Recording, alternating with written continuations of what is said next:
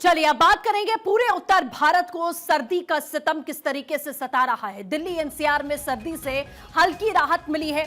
पश्चिमी यूपी के कई इलाकों में कोहरे की चादर छाई रही और विजिबिलिटी कई जगहों पर अगर पश्चिमी यूपी में देखें तो वहां ना के बराबर रही है। लोगों को काफी दिक्कतों का सामना करना पड़ रहा है। कई हादसे इस कोहरे की वजह से होते रहते हैं। ये तस्वीरें फिलहाल आप देख सकते हैं, ये सुबह सवेरे की तस्वीरें इस समय हम आपको दिखा रहे हैं कि किस तरीके के हालात दिल्ली एनसीआर में रहे। ठंड से थोड़ी राहत जरूर मिली है, यहां 19-20 का फर्क बताया जा रहा है, लेकिन कोहरे से निजात अभी तक नहीं मिल पाई है दिल्ली एनसीआर के लोगों को।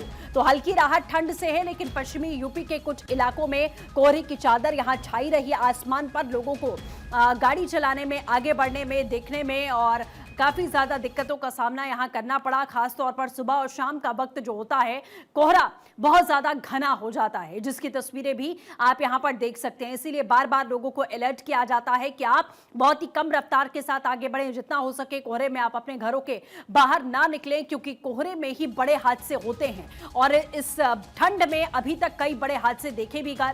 फिलहाल पश्चिमी यूपी के कई इलाकों में कोहरे की चादर रही है और पूरे उत्तर भारत में सर्दी का सितम भी यहां पर देखा जा रहा है और अभी भी माना जा रहा है कि थोड़ी बहुत राहत मिली है, लेकिन बहुत राहत मिलने की उम्मीद नहीं है। तो मौसम का सितम और रफ्तार यहां पर ट्रेन की धीरे हुई है। तेलंगाना एक्सप्रेस की अगर बात करें तो 1 घंटा 18 मिनट की देरी से तेलंगाना एक्सप्रेस चल रही है। वहीं शिव गंगा एक्सप्रेस की बात करें तो आप सोचिए, रिकॉर्ड तोड़ 25 घंटे 7 मिनट की देरी से ट्रेन चल रही है। नई दिल्ली स्पेशल फेयर की बात करते हैं, 6 घंटे 52 मिनट की देरी से चल रही है। हरियाणा एक्सप्रेस की बात करें तो 1 घंटा 13 मिनट की देरी से चल रही है। वहीं नई दिल्ली इंटरसिटी एक्सप्रेस की बात करते हैं तो 1 घंटा 4 मिनट की देरी से चल रही है। नई दिल्ली राजधानी एक्सप्रेस भी 1 घंटे 24 मिनट की देरी से है। वहीं नई दिल्ली तेजस एक्सप्रेस रद्द कर दी गई है क्योंकि कोहरा बहुत ज्यादा है। तो कोहरे की वजह से सड़कों पर ही रफ्तार यहां धीमी नहीं हुई है, बल्कि हवाई यात्रा पर असर यहां पर पड़ रहा है। और दूसरी ओर आप देख सकते हैं कि किस तरीके के हालात ट्रेन सेवा को लेकर हैं। लेकिन शीतलहर कहां है, आपको यह भी जानकारी देते हैं। पंजाब वो राज्य जहां शीतलहर चल रही है। हरियाणा की बात करें, उत्तराखंड, उत्तर प्रदेश और दिल्ली में भी शीतलहर का प्रकोप आने वाले दिनों में और ज्यादा इस समय बढ़ता हुआ दिखाई देगा। जो ठंडी हवाएं चलती हैं वो आपको सुन्न कर देती हैं, उससे लोगों को काफी ज्यादा दिक्कत होती है। खासकर जो लोग अपने काम से, घरों से बाहर निकलते हैं, उन्हें सुबह सवेरे दफ्तर जाना होता है, बच्चों को स्कूल जाना होता है। इसीलिए आप देख रहे हैं कि शीतलहर ही कारण है कि अलग अलग राज्यों में जो स्कूल्स की टाइमिंग है उन्हें यहां पर बदला गया है। 8-9 बजे से स्कूल्स को शुरू किया जा रहा है ताकि बच्चों को ठंड से बचाया जा सके। तो AQI की अब बात करते हैं। AQI का क्लासिफिकेशन आपको बता दें कि किस तरीके से अगर अच्छा होता है तो 0 से 50 तक AQI हो तो आप उसे अच्छा मान सकते हैं। वहीं दूसरी ओर अगर बात करें 51 से 100 के बीच में अगर होता है तो वो संतोषजनक माना जाता है। 101 से 200 के बीच में होता है तो उसे मीडियम की श्रेणी में रखा जाता है। 101 से 200 के बीच होता है अगर AQI तो वो खराब है, और 201 से 300 के बीच में अगर है तो बहुत खराब की श्रेणी है, और 301 से 400 के बीच में है तो बेहद गंभीर श्रेणी मानी जाती है।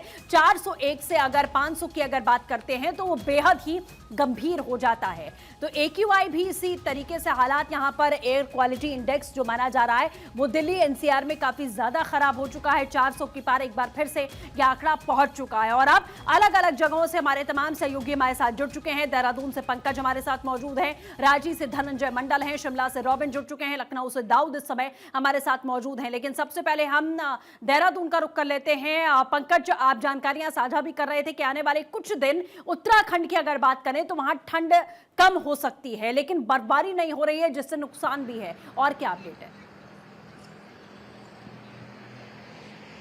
निश्चित तौर पर बिल्कुल सही कहा आपने, क्योंकि मौसम विभाग ने आज और कल जो मौसम है वो शुष्क रहने का पूर्वानुमान जताया है और पिछले लंबे समय से मौसम का जो मिजाज है इसी तरह से बना हुआ है। हालांकि जो मैदानी क्षेत्र है वहां पर कोहरा छाया हुआ है तो लोगों को कोहरे की वजह से आने जाने में थोड़ी दिक्कतें हो रही हैं, लेकिन पर्वतीय क्षेत्रों में जो मौसम है वो शुष्क है। लेकिन सुबह और शाम जो घना पाला है वो पड़ रहा है, रोड पर फिसलन बड़ी स्थिति सुबह के शाम बनी रहती है और पाले की वजह से जो तापमान है उसमें भी गिरावट दर्ज की जा रही है। लेकिन इस बार जो मौसम का पैटर्न बदला है क्योंकि मानसून के विदाई के बाद एक अच्छी बारिश पूरे प्रदेश भर में नहीं हुई है, जिससे फसलों को एक बड़ा नुकसान हो रहा है। खासकर अगर मैं उत्तरकाशी के हरसिल, त्यूनी, चक्राता, जौनसार बाबर और साकरी क्षेत्र में बात करूं तो वहां सेब का बड़े स्तर पर उत्पादन होता है और वहां के जो किसान हैं वो इस वक्त काफी मायूस हैं क्योंकि जैसा आप कह रहे हैं कि दिसंबर के अंतिम सप्ताह में उन क्षेत्रों में बर्फबारी नहीं होती है। तो रांची से धनंजय जुड़ चुके हैं। धनंजय, क्या अपडेट है रांची में, क्या हालात हैं इस समय ठंड को लेकर? देखिए, रांची में मौसम विभाग की अगर बात की जाए पूरे झारखंड में 2 दिनों के लिए राहत भरी खबर है। 2 से 4 डिग्री का तापमान बढ़ने की संभावना बताया गया था, वही देखने को मिला। सुबह सुबह ही रांची शहर में धूप निकल आया, जिससे लोगों को थोड़ी बहुत राहत महसूस। लेकिन ग्रामीण इलाकों की बात की जाए तो घना कोहरा, सुबह शाम का अलर्ट जारी किया गया। 5-6 जिले ऐसे जहाँ पे सुबह और शाम के बाद घना कोहरा रहेगा। लेकिन हाँ, कई ऐसे जिले जहाँ पे 10 डिग्री से नीचे का तापमान अभी भी बना है। लेकिन लोगों को थोड़ी बहुत राहत 2 दिनों तक मिलने वाली जो संभावना जताई गई है वो देखने बिल्कुल धनंजय, जैसा बता रहे कि झारखंड पिछले दिनों काफी ठंडा रहा, लेकिन फिलहाल यहाँ राहत मिल रही है। रॉबिन का रुख करते हैं, शिमला से हमारे साथ मौजूद हैं। रॉबिन, आपके पीछे धूप खिली हुई हम दिख रहे हैं, क्या वहां पर भी ठंड से थोड़ी राहत है? जरूर है, लेकिन सुबह शाम लोगों को कड़ाके की ठंड महसूस हो रही है। और ये जो लगातार हिमाचल प्रदेश में सूखे का दौर चल रहा है, उससे सूखी ठंड लोगों को ज्यादा परेशान कर रही है। प्रदेश के निचले इलाकों में कोहरा भी लोगों को परेशान कर रहा है। इसके अलावा शीतलहर को लेकर भी आईएमडी ने येलो अलर्ट जारी किया है। हालांकि आने वाले दिनों में अब उम्मीद की जा रही है कि एक पश्चिमी विक्षोभ जो 25 तारीख के आसपास हिमाचल प्रदेश में सक्रिय होगा, तो इन इलाकों में बर्फबारी देखने को मिलेगी, उससे ठंड में भी राहत मिलेगी और यहाँ के पर्यटन कारोबार और बागवानी को भी उससे एक बूस्ट मिलेगा। तो इंतजार किया जा रहा है कि अब जो पश्चिमी विक्षोभ है वो हिमाचल प्रदेश में सक्रिय हो। बहरहाल अभी जो हिमाचल प्रदेश में हालात बने हुए हैं, क्योंकि बिल्कुल ठीक है रॉबिन, जो अपडेट्स आप दे रहे हैं। अब लखनऊ चलते हैं, दाऊद हमारे साथ बने हुए हैं। दाऊद, क्या अपडेट है उत्तर प्रदेश को लेकर, ठंड का क्या असर है? देखिए, बिल्कुल सृष्टि, आपको साफ तौर पर बता दें कि अगर उत्तर प्रदेश की बात की जाए तो उत्तर प्रदेश के कुछ ऐसे जिले हैं जहां अभी ठंड पड़ रही है, कोहरा घना छाया हुआ है, लोग काफी प्रभावित नजर आ रहे हैं। लेकिन अगर राजधानी लखनऊ की बात करें तो राजधानी लखनऊ में मौसम एकदम सुहाना हो चुका है। सुबह का 9 बज रहा है और धूप भी निकलना शुरू हो चुकी है। राजधानी वासियों को पिछले कई दिनों से ठंड से काफी राहत मिलती हुई नजर आ रही है। बिल्कुल ठीक है दाऊद, मतलब अगर देखा जाए तो अमूमन राज्यों में थोड़ी बहुत राहत यहाँ जरूर ठंड से मिली है, लेकिन आने वाले दिन मुश्किल हो सकते हैं।